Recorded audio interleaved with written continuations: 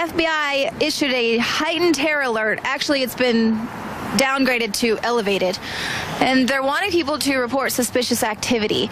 We live in Austin. It's kind of a weird and wonderful place. How do you pinpoint a suspicious person? Just look for them. Do you know what to look for? Not really. How do you pinpoint a suspicious person? Well, like, they look like terrorists. It's leading to racial profiling. I think so. Racial profiling. Yeah. Like if you see someone with a turban, you know, call 911 basically. I don't know if someone left a, backpack in a, crowded group, or, I don't know, necessarily think you can just racial profile, but Can also be like the white guy walking down the street. You know, it can be anybody. So how do you spot suspicious activity in Austin? I don't know, being that you're allowed to openly carry semi-automatic weapons. Does that seem suspicious to you? You're allowed to carry assault rifles.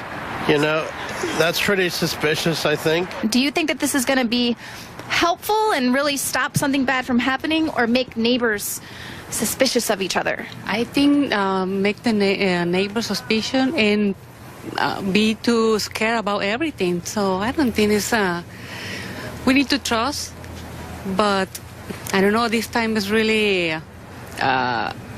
it's a good time for bad people do bad things. If it makes you feel any better, when I go to the airport, if I wear my beard, I got pulled into the interrogation room last time. They tested my stuff. And this is when I notice anytime I go to the airport for travel, if I don't have my beard, if I'm clean shaven, it's like 1, 2, 3. But if I have my beard, I look, I guess, kind of Middle Eastern, And then they pull me into the interrogation room. We have wide open borders, so. Well, absolutely. I mean, it definitely paves the way for a lot of discrimination and racism. We've been scared by the media for years and years and years and years, and they're never going to stop. And when you start doing that, it becomes like crying wolf. People don't listen to it anymore. And so when people are really supposed to be vigilant, they're not going to be, because fear has been so hyped. Do you think it's, kind of pointless, though, because we have wide open borders? I don't know. I mean, after 9/11, everything changed, So anyone can be a terrorist. Well, and if it's any consolation to the young man that we interviewed here in Austin that gets pulled into the interrogation room simply for having a beard, well, now the TSA is going to be increasing screening of its own employees because, as we know, it's contrived security theater meant to pull in innocent people. Now, stick around because we've got some open carry news as well as a little bit of history on Wounded Knee.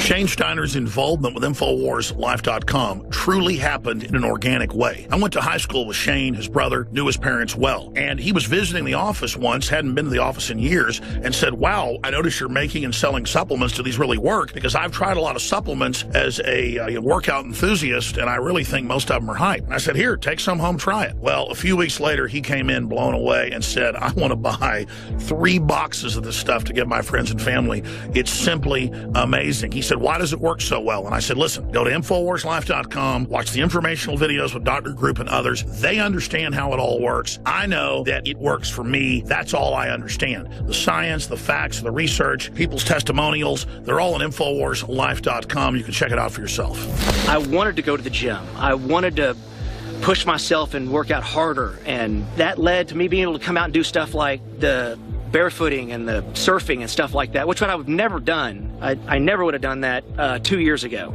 Shane has said over and over again, more than just libido and energy, it made him want to get into the gym more. It made him want to get in better shape. And believe me, the Steiners have amazing genetics. His brother is a world champion steer wrestler. His dad, Bobby Steiner, is a famous world champion bull rider. They've got natural genetics. But when you added this to the mix, in Shane's own words, it took him to the next level.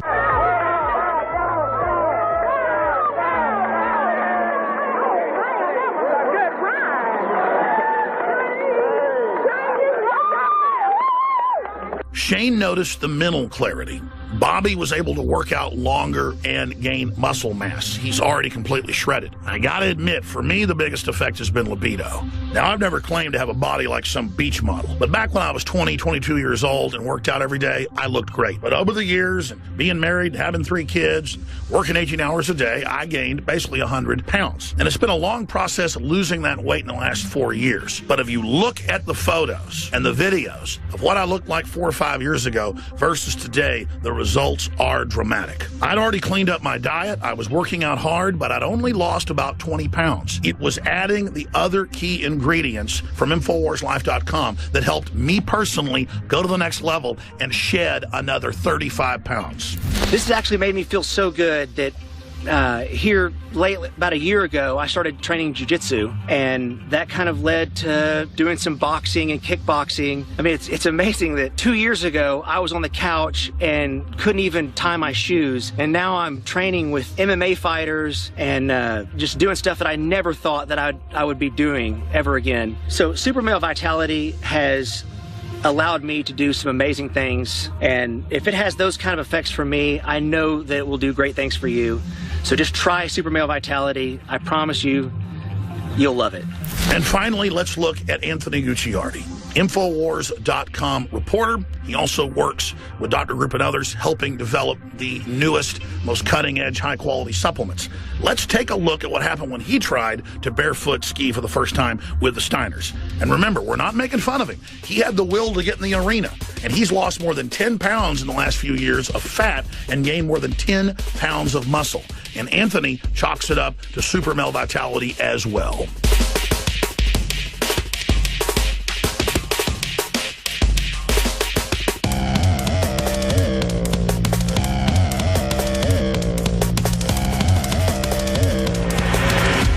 Bottom line, folks, you want to discover the power of Super Male Vitality and Super Female Vitality for yourself by visiting InfoWarsLife.com today or by calling toll-free 888-253-3139. Well, for years, people have joked about forcing politicians to wear logos representing the big corporations who have bought them out.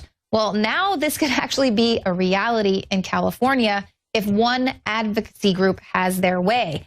Now, California is not for sale, and they have a potential ballot measure. It's already been submitted to the Office of the Attorney General. It's expected to be able to start being able to collect signatures in order to secure its official place on the ballot there in California. This law would require legislators and candidates to sport the emblems of groups that donate money to their campaigns. Now, in August, the group organized a protest outside the state capitol building. They set up life-size cutouts of over 121 state legislators, including Governor Jerry Brown. They were all decorated with their corporate donors' logos from 7-Eleven to AT&T and Walmart. And this is a genius idea. I think that they should have to do this. All of the candidates that are running for president should also have to sport their emblems. And you know what? Hey, if you don't take money from these big corporations, then you don't have to wear any bling. Now, the reason why this group is doing this is that they say that this legislature has been plagued with multiple ethics violations and hearings. Last year, members of the governing body were flown to Maui. There, they met with corporate executives and union bosses. They funded that trip by funneling funds through a nonprofit organization. I mean, it goes on and on. The list goes on. So now they say, in addition to requiring lawmakers to wear the logos of their top 10 contributors every time they appear in the legislature, the proposed measure would also require political candidates to disclose their top 10 donors in political advertisements. And the group's leader says, it's a corrupt system and it's got to change. Now, the group needs to receive 365,000 signatures to secure a spot on the 2016 ballot. They say they're confident that they're going to meet those requirements. And the group's representative says, as California is not for sale's website asserts, big money in politics has gone too far. Average citizens don't have a voice, and it's time that changes. By highlighting big money in politics, we can raise awareness around this issue and give citizens the voice they deserve. So this is very important. If you want to get involved with this measure, go to their website. It is CaliforniaIsNotForSale.com. See what you can do to help them get the signatures that they need. And you know what? Hopefully this can be a nationwide thing soon, or a requirement if you want to run for president, because that is a big issue. We need to get big money out of politics, and it's a huge problem there in California. We saw, of course, with these latest mandatory vaccination campaign, that a lot of the politicians that were behind it were also getting funds there from Big Pharma. And of course, it would be interesting to find out who there in the California legislature is being sponsored for this gun grab push. Now, starting on January 1st, California is going to allow the seizure of guns without notice. So basically, this is going to allow authorities to seize a person's weapons for 21 days if a judge determines that there's a potential for violence. So this provides family members with the means of having an emergency gun violence restraining order. They can have it imposed against a loved one if they can convince a judge that allowing that person to possess a firearm poses an immediate and present danger of causing personal injury to himself or another person by having a gun in their custody. So totally subjective law there. And we've already seen them seizing guns from people's homes without notice, claiming mental disorders and things like that. Now, meanwhile, in Texas on January 1st, we are going to start seeing open carry. And with that in mind, the Round Rock Police Department here has released a video to educate the public on open carry. They want to avoid getting calls from frantic citizens. So take a look at this video that's making this commercial that's making its rounds here in Austin.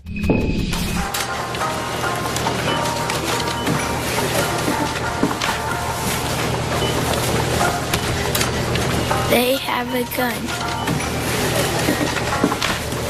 Effective January 1st, open carry is legal in the state of Texas.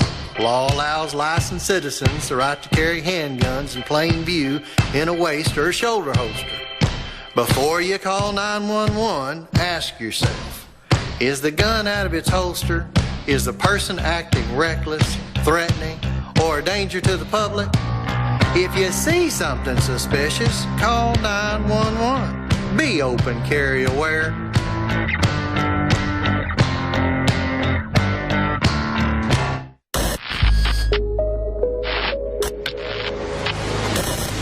You know, Australia is a good example. Canada is a good example. The UK is a good example. Why? Because each of them had mass killings. Somebody somewhere will comment and say, Obama politicized this issue. Well, this is something we should politicize. I'm not going to carry a gun. I don't want to be involved in a gunfight. If I could have gotten 51 votes in the Senate of the United States for an outright ban, picking up every one of them, Mr. and Mrs. America, turn them all in.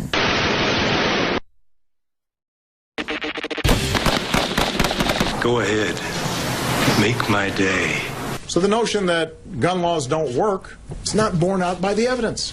He says that Chicago police had a plan over this bloody 4th of July weekend. Nonetheless, as you indicated, Corey, there was a count of casualties that could have been from Afghanistan or Iraq. We'll make it harder for law-abiding citizens, and criminals will still get their guns. In many cases, the offenders, felons, some out on parole, some out on bond. We have to respect the tradition in this country of people who want to defend themselves and their family from violence. There are people at high levels in this government who have bodyguards 24 hours a day, 7 days a week. The average American does not have that. Mayor Bloomberg, why can you defend yourself but not the majority of Americans? I mean, look at the team of security you got.